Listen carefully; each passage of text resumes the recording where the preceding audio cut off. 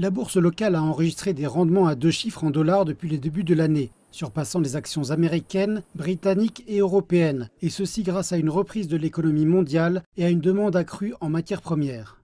Le monde se remet fortement de la récession que nous avons connue l'année dernière. Je veux dire par là que l'économie mondiale s'est contractée d'environ 2%, mais cette année, elle va augmenter de 4%.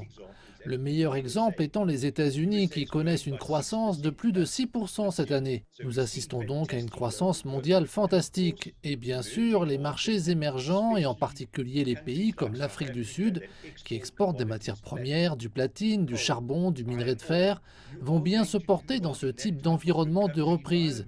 Et ceci se voit dans les prix des matières premières sous-jacentes. Et la hausse des prix des matières premières a eu un autre impact positif pour l'Afrique du Sud. Cela a probablement injecté beaucoup d'argent dans l'économie. Nous avons vu nos recettes fiscales augmenter de 38 milliards de rand par rapport aux prévisions de février, et une grande partie de cette somme, environ 50%, est due au boom des matières premières.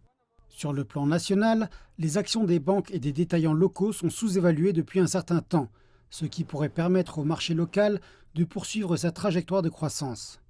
Et la raison de cette sous-évaluation était essentiellement l'Afrique du Sud. Je veux dire par là que notre économie n'a fondamentalement pas été bonne depuis une décennie.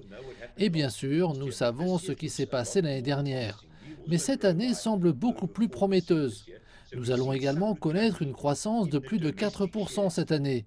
Donc nous avons constaté une certaine reprise des actions nationales. Cette hausse des matières premières profite à un autre investisseur institutionnel.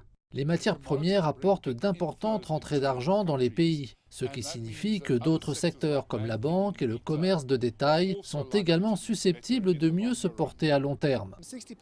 Environ 60% des performances de la bourse de Johannesburg étant attribuables à ce qui se passe au niveau mondial, il n'est pas étonnant que le marché se porte aussi bien. Ce qui se passera à l'avenir dépendra de ce qui se passe au niveau international.